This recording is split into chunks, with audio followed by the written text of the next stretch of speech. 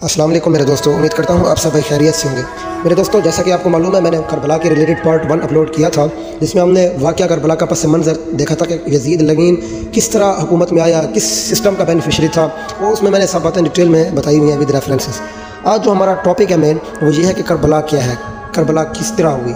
तो आपको मालूम है कि रजब में ही यज़ीद लगीन ने इमाम हुसैन अलैहिस्सलाम को तंग करना स्टार्ट कर दिया था कि बैत के इसरार के ऊपर अपने लाडले गवर्नरों को कहता था। जो पहला गवर्नर था मदीने का, वो मुहिब अहल बैत था। वो इतना ज़ोर नहीं देते थे जितना बाद वाले गवर्नर ने आकर ज़ोर दिया। अब जो लोग कहते हैं ना कि यज़ीद बेकसूर है, न्यूट्रल है, रेफरेंस देने लगा हूँ, तारीख़ की किताबें पढ़ सकते हैं।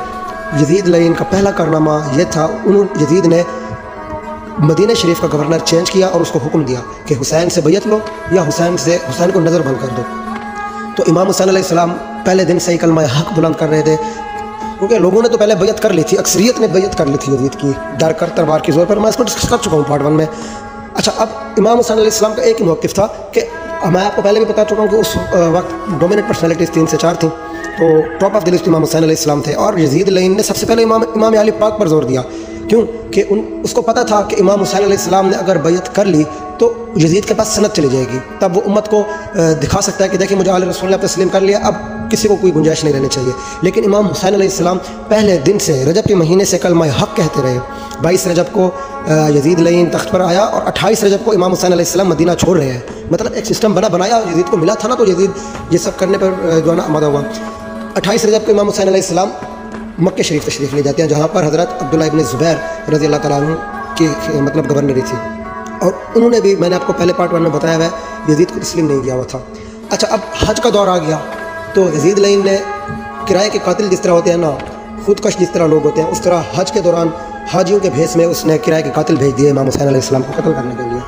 तो इमाम हुसैन अलैहिस्सलाम एक तरफ फिर कूफियों के खतूत आ रहे थे, कूफी इमाम हुसैन को ख़त लिख रहे थे कि आप आएँ, कूफे तशरीफ़ ले आएँ, हम आपके साथ खड़े होंगे, आपकी बैत करेंगे, और यज़ीद लगीन फासिक और फाजिर है, हम इसके ख़िलाफ़ जंग करेंगे। तो हज़रत अब्दुल्लाह इब्न ज़ुबैर रज़ी अल्लाह तआला अन्हु इमाम हुसैन अलैहिस्सलाम को रोकते रहे कि या हुसैन, ये कूफी बड़े बेवफ़ा हैं, इन्होंने आपके बाबा अली अलैहिस्सलाम से भी वफ़ा नहीं की, इमाम हसन अल मुज्तबा से भी वफ़ा नहीं की, ये आपसे भी वफ़ा नहीं करेंगे, आप हमारे पास ही रहें। लेकिन इमाम हुसैन अलैहिस्सलाम ने कहा कि मैं अल्लाह ताला को क्या मुँह दिखाऊंगा कि उम्मत मुझे बुलाती रही और मैं नहीं गया ख़तरे की वजह से।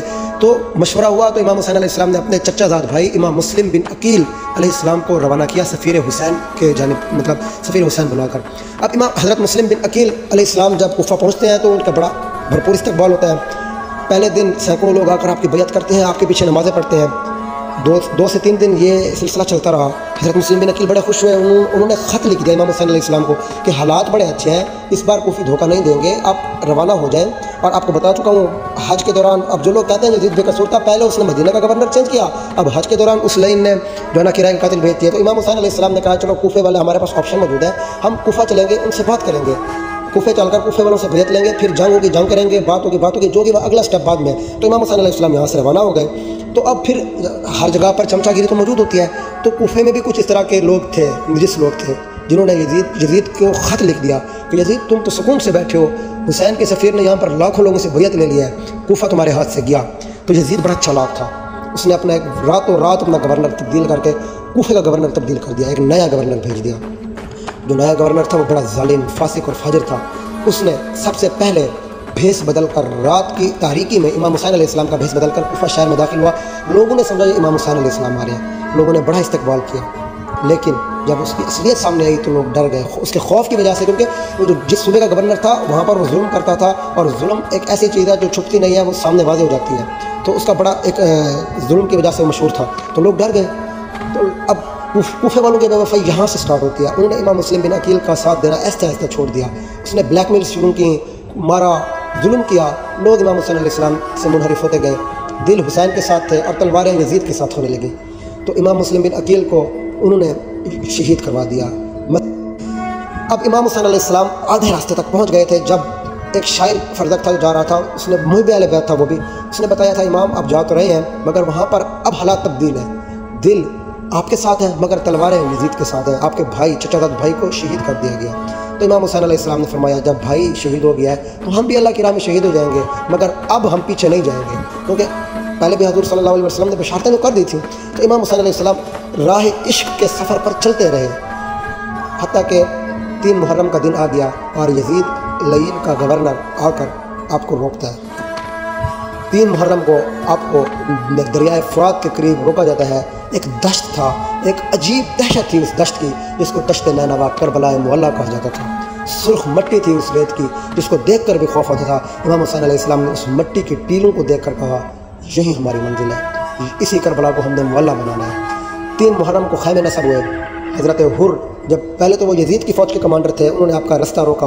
وہ بھی محب اہل بیت تو تھا دلی دل میں، مگر لشکر یزید کا گورنر تھا۔ تو پہلے تو وہ 7 محرم تک آپ کے پیچھے نمازیں پڑھتا رہا، اچھے تعلقات چلتے رہے۔ عرب جو لوگ کہتے ہیں نا کہ یزید لین نیوٹرل تھا، اس کو کچھ نہیں پتہ تھا۔ اب ایک تیسرا حوالہ دینے لگا ہوں۔ جس طرح حضرت حر امام حسین علیہ السلام کے ساتھ اچھے تعلقات رکھے ہوئے تھے، نرمی سے پیش آ رہے تھے چاہے مخالف فوج میں، لیکن نرمی سے پیش آ رہے تھے۔ سادات کو ان کو پتہ تھا کہ ان کی ادب کرنا ہے، یہ آل رسول ہیں۔ تو جیسے میں نے پہلے بتا دیا ہے، چمچے لوگ اس ذہنیت کے لوگ بھی ہر جگہ موجود ہوتے ہیں۔ تو اس حضرت حر کی فوج میں بھی کچھ اس طرح کے لوگ تھے۔ انہوں نے دوبارہ یزید کو خط لکھ دیا کہ تم سکون سے بیٹھ کر اپنے گورنر کو بھیج دو، یہ تو جہاں پر ان کے پیچھے نمازیں پڑھ رہا ہے اور ان کے ساتھ ہنس مک رہا ہے۔ تو یزید لعین نے دوبارہ ایک اور اپنا گورنر بھیجا، شمر ذی الجوشن لعین۔ 7 محرم کا دن آ گیا، شمر ذی الجوشن لعنتی نے امام حسین علیہ السلام پر پانی بند کر دیا۔ اب پانی بند کرنے کی بھی ایک ریزن تھی، وہ امام حسین علیہ السلام کو ایموشنلی بلیک میل کرنا چاہتے تھے کہ بچے ہیں امام حسین علیہ السلام کے ساتھ، بچوں پر جب پانی کی بندش ہوگی اور گرمی کی انتہا ہے، دشت میں ویسے بھی گرمی بہت پڑتی ہے، تو امام حسین علیہ السلام کا دل پگھل جائے گا۔ مگر امام حسین علیہ السلام، ان کو نہیں پتہ تھا کہ امام حسین علیہ السلام راہ عشق کے مسافر ہیں۔ آپ علیہ السلام نے اپنے ننھے منھے حضرت علی اصغر علیہ السلام کو بھی شہید کرا دیا، حضرت علی اکبر علیہ السلام کو بھی شہید کرا دیا، غازی عباس علمدار کو بھی شہید کرا دیا، مگر ڈٹے رہے، کلمہ حق بلند کیا رکھا۔ اور 10 محرم کا دن آ گیا، جو وعدہ کیا تھا نبھانے کا دن آ گیا۔ عصر کے وقت روایات میں آتا ہے کہ امام حسین علیہ السلام کو شہید کیا گیا، اور امام حسین علیہ السلام کے پاس رسول اللہ صلی اللہ علیہ وسلم کی تلوار مبارک تھی، اور اس تلوار کا مقابلہ کوئی نہیں کر سکتا تھا۔ امام حسین علیہ السلام پر تیروں کی بارش کی گئی تھی، اور امام حسین علیہ السلام جب زخموں کی تاب نہ لاتے ہوئے زمین پر تشریف آور ہوئے، عصر کا وقت تھا، آپ علیہ السلام نے نماز کی نیت کی۔ آپ علیہ السلام جب سجدے میں تھے، تاریخ میں لکھا ہے کہ شمر ذی الجوشن نے اسی وقت آپ علیہ السلام کا سر مبارک آپ کے بدن اقدس سے جدا کر دیا۔ یہاں سے حسین کی کربلا ختم ہوئی اور امام سجاد کی کربلا سٹارٹ ہوتی ہے۔ جب شام غریبہ سٹارٹ ہوتی ہے، یزید لعین کی فوج بھیڑیوں کی طرح خیموں کی طرف دوڑتی ہے اور خیموں کو جلا دیتی ہے۔ الحفیظ و الامان امام حسین علیہ السلام کا سر مبارک نیزے پر تھا، تلاوت کرتا رہا، اور آپ کے پورے خاندان کو قیدی بنا کر شام لے جایا جاتا ہے۔ میرے دوستو، لاکھوں میل آل رسول کو تپتے صحرا پر چلایا جاتا ہے، اور امام سجاد علیہ السلام اتنے صابر تھے، اتنے ان پر ظلم کیے گئے۔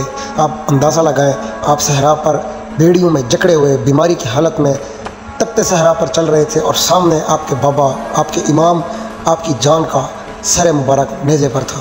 کیا قیامت ہوگی میرے دوستو، آپ اندازہ لگائیں۔ میرے دوستو، اب وہ وقت آ گیا جب یہ لوٹا ہوا قافلہ شام پہنچتا ہے۔ یزید لعین فرعونیت تکبرانہ انداز میں اپنے تخت پر بیٹھتا ہے اور آل رسول کو قیدی بنا کر نیچے کٹہروں میں کھڑا کرتا ہے۔ وہاں پر بی بی زینب سلام اللہ علیہا حیدر کرار کے لہجے میں بولتی ہیں، اور یزید لعین پر لرزہ طاری ہو جاتا ہے، اور یزید لعین حکم دیتا ہے کہ اذان دو۔